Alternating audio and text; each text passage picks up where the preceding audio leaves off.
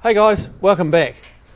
Getting back on the Cougar. I've been busy under the hood, so let's have a look, show you what I've been up to.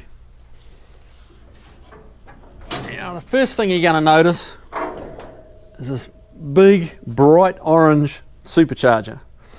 Now you may be wondering why it's bright orange. The whole car is going Lamborghini California orange, so the customer had it powder coated basically to match the outside of the car, because it's all going to be, the whole thing's going to be this. If you ever look up Lamborghini California orange, it's a cool color. But anyway, let's get on to these radiators we've been mounted. But basically we're putting 5 radiators in this car. So we've got obviously the water radiator, engine cooling. Now what I've done is I've mounted that back a little bit, so we've fabricated up this sheet metal here, with a couple of 90 bends in it, so we got somewhere to bolt this to. This is welded to the core support, so it does again give you a little bit more rigidity. We've boxed in across the top here.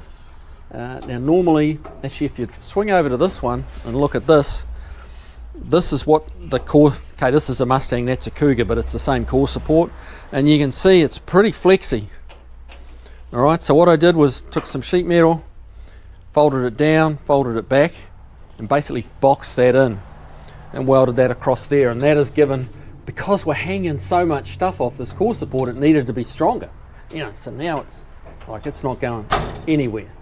So, and then adding that has strengthened it a little bit. Now this black radiator here is actually the coolant radiator for the supercharger. It is a water to air intercooler, so this has the water in it, goes through, the air flows through the intercooler in here, and the air coming through here cools the water charge as it cycles around.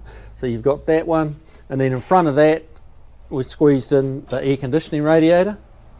So yeah, it's been busy, and you can see here how much I had to trim out to get the extra width we had. Normally the radiator's probably only as wide as this AC condenser, but we've added it out so you can see the cuts down here. Everything, these are the bolts, which are the nuts that are welded in, so you can bolt in this the intercooler radiator. And yeah, so that's all taken care of. Now we're also going to put, if you look down in here, we've got an engine oil cooler here with a little fan on it. That's going to live around about there, and then there's a matching one of these goes over here for the transmission cooler. So yeah. Hey man. Okay, so the other thing we did was got rid of the battery box here. Normally there's a stepped battery box in here, and so we cut that out, made up this sheet metal panel here just so that it matches the other side, so it's all symmetrical. So yeah, now back to the supercharger. As you can see, and we've had to trim a little bit out here to get the hood shut, but it's still not shutting. So when you come down, it's coming down, and you can just see it, it's hitting here. So we're going to have to cut a big hole in the hood, which is not the end of the world, because what the plan has always been to put this XR7 type hood scoop on it, which we had it mocked up to go there. So if you can see these Sharpie lines here, I've gone through and I've measured up and measured it. That's where the supercharger is. That section we've got to cut out. I'm not sure how far back, or all of it. And then what I'm going to do is bring this a bit further forward. That's the stock location where the factory put them, and that's going to leave us the supercharger hanging out up here. So we're going to sneak this further forward, and it's to be determined yet just exactly how much. But when that's relieved, that's meant to be opened up. This little section here gets cut out, so you've got a scoop. And when you look in there, you're going to be able to just see the front corner of the supercharger. And I think that's going to look pretty cool. So, yeah. Right now, I'm going to grab a cut-off wheel and we're going to start cutting. So, I'll be back in a second, guys. Okay, now you may be wondering how I've come up with this. Like this is the line out really. This is according to my tape measure, where the supercharger is. What I did was I reached through with the Sharpie. These holes happen to be here. Now if you didn't have holes, you just drill a couple of holes, reach through. Obviously you got to drill them where you know is inboard of where the hole is going to be. So you just reach through, Sharpie it, and then it was a process of opening and closing the hood like 2 dozen times, measuring across from the Sharpie mark to the end of the edge of the supercharger, measuring forward, measuring back, measuring. These are the 2 little pipes, water pipes come out here and here. That's why we've got this sort of wider bit here, and we may well need to come out further yet, you know, but it's easier to cut a little smaller than to cut a little bigger and then have to weld stuff back in, especially on a big flat surface like that. So I'm going to get this hood up. We'll better cover the engine, I feel, and we'll make some noise.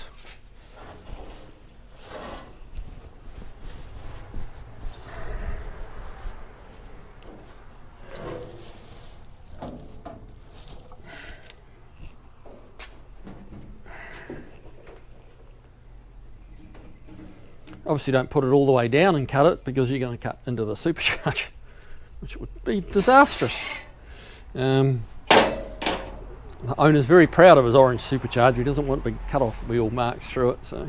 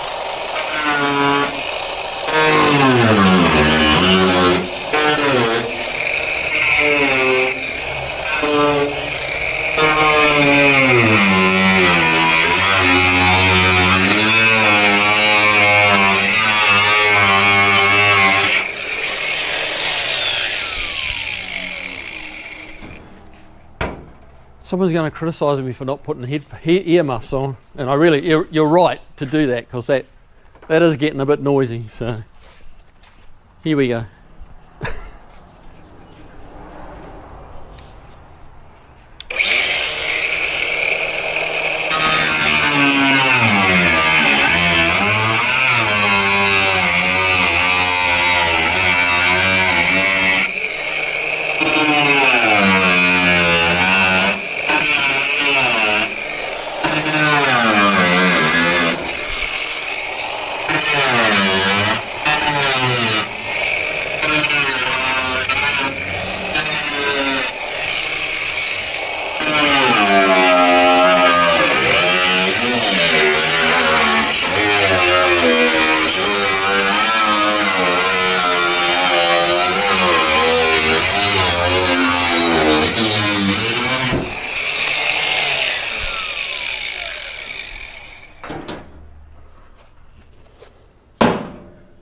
Now I've been fairly brave on my cuts, because not my first rodeo. If you're doing something like this for the first time, I would cut an inch inside your lines, just to be sure you've got it right.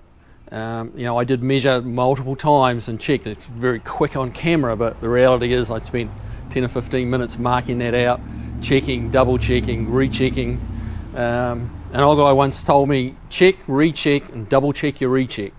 It's not a bad formula. And you guys are going to find out whether I screwed up or not, because it's not live, but you know, this is real time.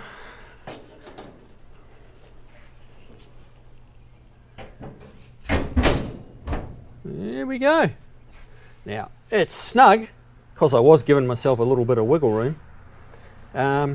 These are the water pipes that go in. You can see that.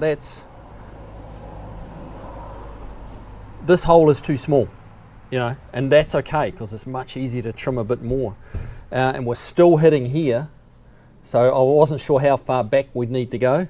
Clearly, got to go further. I mean, the hood comes up as you go back and the engine slopes back a bit, so our clearance is going to increase as we go back. So, but that's pretty good. I'm pretty happy with that. You know, it's kind of too close here, really. That's not bad. We need a bit more room around these water pipes and come out a little bit further. It's a bit tight here. But yeah, it's but this might kind of give us an idea of how, you know, you're going to just be able to peep in here and see the supercharger, which is kind of going to be a little giveaway as to, you know, for those with a keen eye, you're going to go, oh, look at that. So, but yeah, exactly how far, you know, I mean, we've kind of got room to probably go, you know, well and truly cover it up. But I think it'd be kind of cool to have it just peeping out. So, let's take it a little bit further back so we can get it shown. We'll come a little bit further forward here.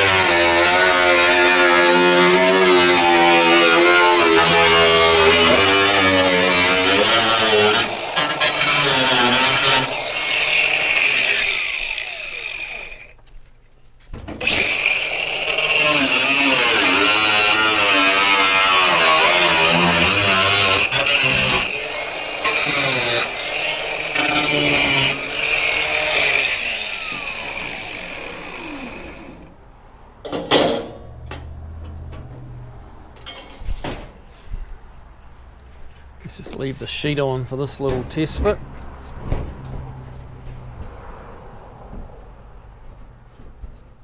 Yeah, we're clearing. You're probably not going to be able to see on camera, but that little bit relief there has allowed that to sit down. We're still sitting on the end of the pipes slightly, and we've got a tiny bit of clearance there. So according to my measurements, that's the back edge. This line here I put here is the back edge of the supercharger. So I'm going to just take it back to there.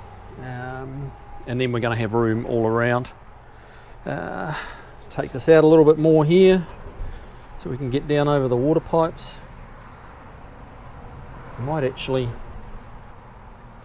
cut those with tin. These ones I'm going to trim with some tin snips now, I think, because I can do a nice radius to corners and stuff like that.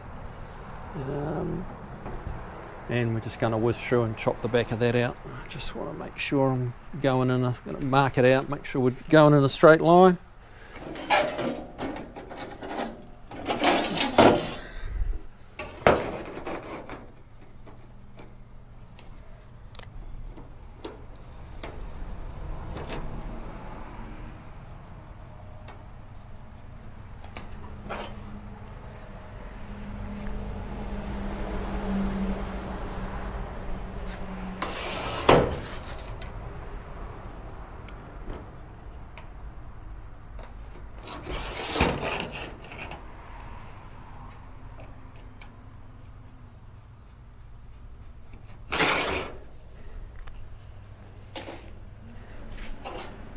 Make some more noise.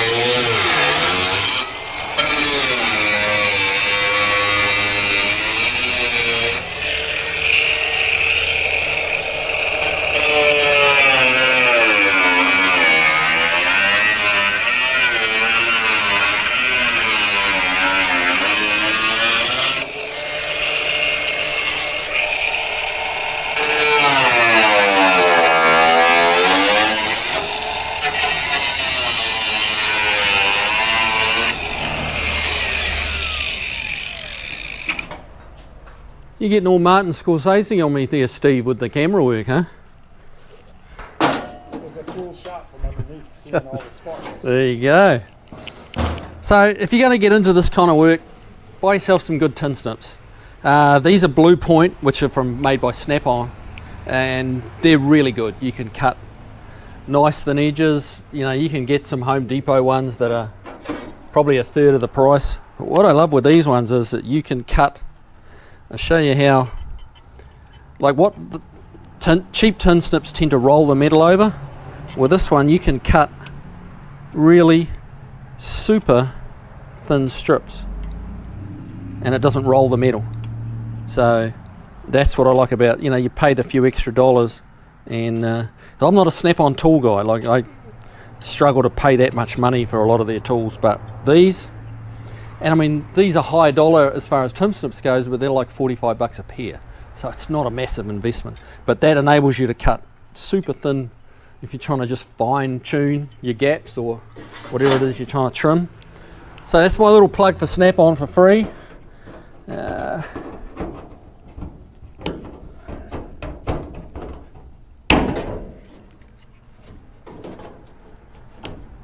Just rough cutting this, get this out of the way.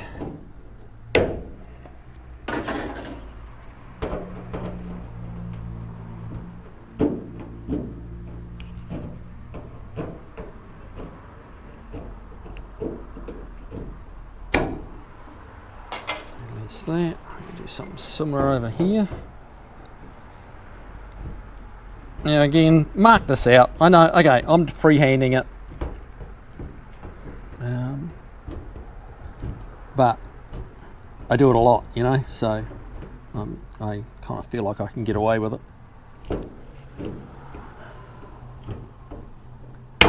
When you're not fighting your tin snips, you don't make the mistakes, you don't miss your line and skew things up. So we just add some little radiuses.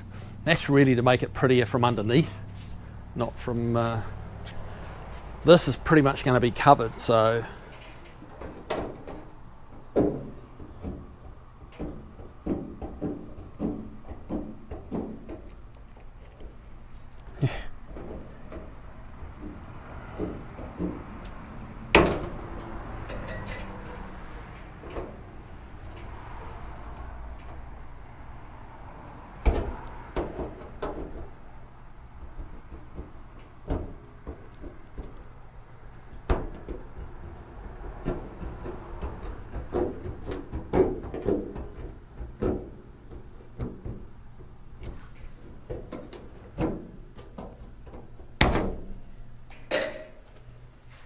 so that looks a little nicer with a few radiused corners and stuff like that. So let's get rid of our fireproof protective blanket, otherwise known as one of Mrs. Kiwi's old sheets. And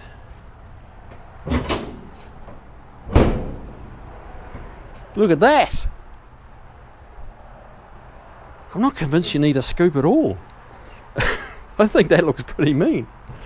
We got clearance everywhere now. This guy's touching just here, so we just got to watch that. Got a little touch going on there, but we can take a bit more off of there. We got more clearance there. We got to fit the hose on and run the hose down. Like the hose is going to have to come off here and roll down, so we probably need a little more room here, depending on just where this hood scoop ends up going. And yeah,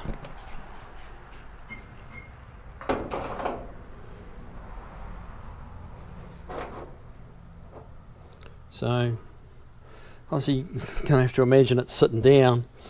We might take some of the studs. Yeah, unfortunately the studs are fiberglassed into this hood scoop, so we can't take them out, which is a little frustrating. We had it drilled to go here, but yeah, that's not much help to us. But I'm thinking probably just 2 inches further forward from where it was. That way as you're looking down here, and you can see something's actually, there's going to be a reason for this hood scoop. And remember, this area here underneath this Sharpie line is going to be cut out. So hopefully that gives you an idea of what we're kind of up to. I'm going to keep going, keep trimming, and probably get the customer's input as far as just how far back he wants this hood scoop, because yeah, we don't want to drill holes we've got to weld up again. So yeah, all right, well, there you go. That's the update on the Cougar. All right guys, take it easy. We'll see you on the next one.